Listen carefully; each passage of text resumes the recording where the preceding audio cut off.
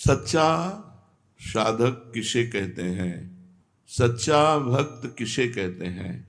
जो गुरु और शास्त्र की आज्ञा के अनुसार चलता है, जो निरंतर भगवत परायण है, जिसके चिंतन में केवल प्रभु हैं, जहाँ देखता है, जो भी सुनता है, जो भी बोलता है, केवल भगवान से संबंध रखकर जैसा गुरुदेव आदेश किए पूर्ण श्रद्धा और विश्वास के साथ वैसे ही चलता है, उसको गुरु वाक्यों में कभी कोई शंका संशय नहीं है, उसे सच्चा साधक कहते हैं, सच्चा भक्त कहते हैं।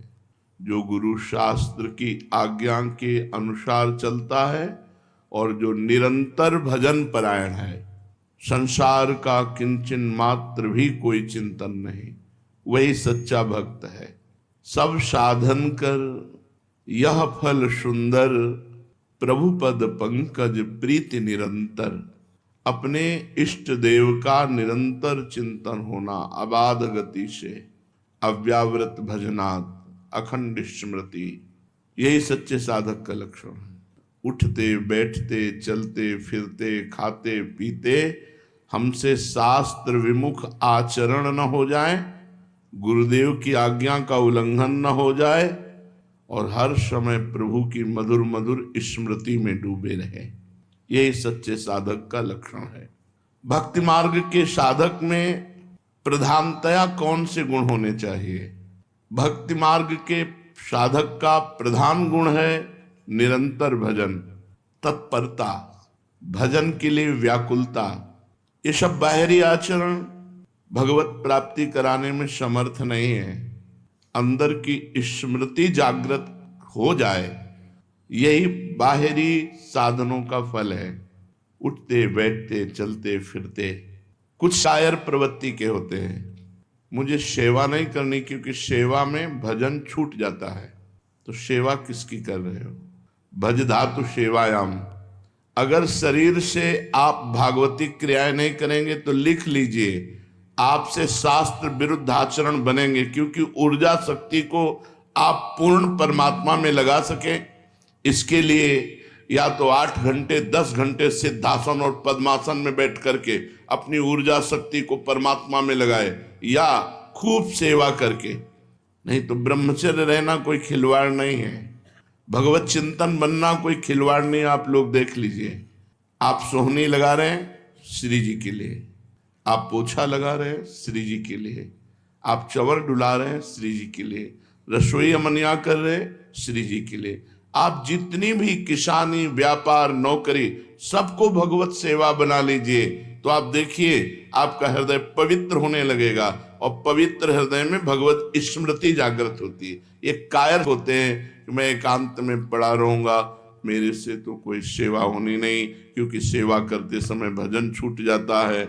ये भजनानंदी का लक्षण नहीं है।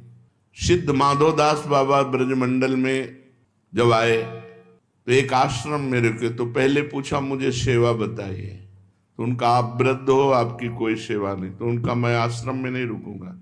तो उनका नहीं, आश्रम में तो रुके, संत हो आप। ये नहीं जानते थे सिद्ध माधोदास बाबा जगन्नाथपुरी के हैं।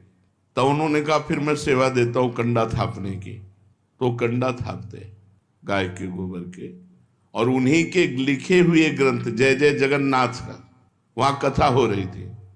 कोई नहीं जानता था कि रचयिता और सिद्ध पुरुष कंडा थाप रहा है। जब वहां के संत लोग और आए और देखा माधवदास बाबा साष्टांग दंडवत, लोगों ने पूछा कोई ये विशेष है? अरे बोले सिद्ध महापुरुष है जगन्नाथपुरी के माधवदास बाबा।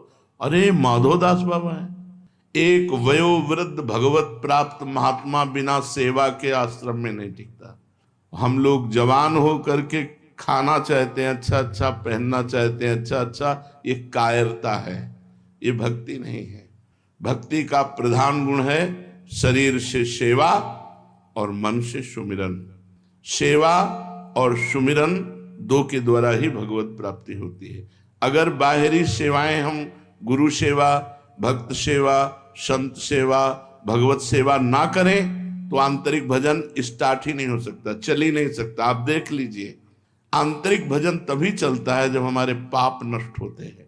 बाहरी सेवाओं से शरीर के द्वारा किए हुए स्थूल पाप नष्ट हो जाते हैं। फिर अंदर जब सूक्ष्म चिंतन होता है तो पाप की प्रवृत्ति भी नष्ट हो जाती है, फिर विक्षेप रहित भजन होता है। तो भक्ति मार्ग में प्रधान गुण है भगवत सेवा और भगवत भजन।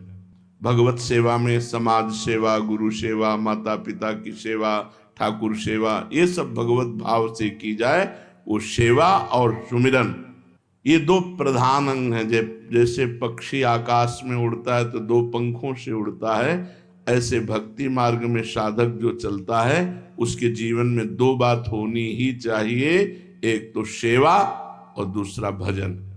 इसीलिए हनुमान जी महाराज ने कहा, कह हनुमंत विपत्ति प्रभु सोई, जब तो सुमिरन और भजन न होई। भजन माने सेवा, भज धातु सेवा है। हम जब तक स्मृति और सेवा, भगवत स्मृति एक तार और सेवा नहीं चलती, तब तक वो परम पवित्र महापुण्यमय होकर भगवान को प्राप्त नहीं होता। इसलिए जीवन में सेवा के बिना नहीं रहना चाहिए। हमने वयोवृद्ध संतों को भी देखा है कि कुछ नहीं है तो थोड़ा हाथ हिला के पोछा ही लगा दिया, सेवा के बिना नहीं। सेवा के बिना जीवन अधूरा। भक्त का, हम ज्ञानी की बात नहीं करते हैं, हम ब्रह्माष्टमी की, वो किसकी सेवा करें, लेकिन भक्त दासत्व भाव से युक्त है, इसलिए उसको सेवा अवश्य करनी चाहिए। श्वास श्वास में भगवान का नाम और शरीर से सेवा, सारे सद्गुण दैवी संपदा अपने आप आ जाएगी, आपको बुलानी नहीं पड़ेगी। श्वास श्वास पे नाम और शरीर से भगवत सेवा। जितने भागवतिक गुण हैं जिनसे भगवान प्रसन्न होते हैं, उन सद्गुणों का सृजन भगवान की कृपा से अपने आप आपके हृदय में हो जाएगा। आपको दो बातें संभालनी, श्वास श्वास में नाम और शरीर से भगवत सेवा। भक्ति का प्रधान विघ्न क्या है? ये भक्ति का सबसे बड़ा गुण कौन है? सेवा और सुमिरन। इसी से सारे सद्गुण आ जाते हैं। भक्त कौन है? जो शास्त्र और गुरु की आज्ञा के अनुसार चलता है और निरंतर भगवत चिंतन परायण है। अब भक्ति का प्रधान विघ्न क्या है? यद्यपि विघ्नों का विस्तार है, पर कुछ विघ्न जिनको हम समझ सकते हैं। विघ्नों का तो भंडार माया ही संपूर्ण विघ्नमय है। आहार दोष, बुरी कमाई, बेईमानी का, दूसरे के हक का यदि अन्न है तो भगवत चिंतन नहीं होने देगा। साधु का आकाश वृत्ति, माधुकरी वृत्ति, इन दो वृत्तियों से ही जीवन चलावे। आकाश वृत्ति स्वयं जो मिल जाए, माधुकरी वृत्ति 5-7 घरों में मांग कर खाए। गृहस्थ सच्ची कमाई का, पवित्र धन का, पवित्र अन्न रांध कर भगवान को भोग लगाकर प्रसाद रूप में पाए तो आहार दोष से मुक्त हो जाएगा। आहार दोष ये भक्ति का प्रथम दोष है जो भजन नहीं होने देगा। प्याज लहसुन, जिस रसोई में मांस रांधा गया हो, उस रसोई का बना हुआ अन्न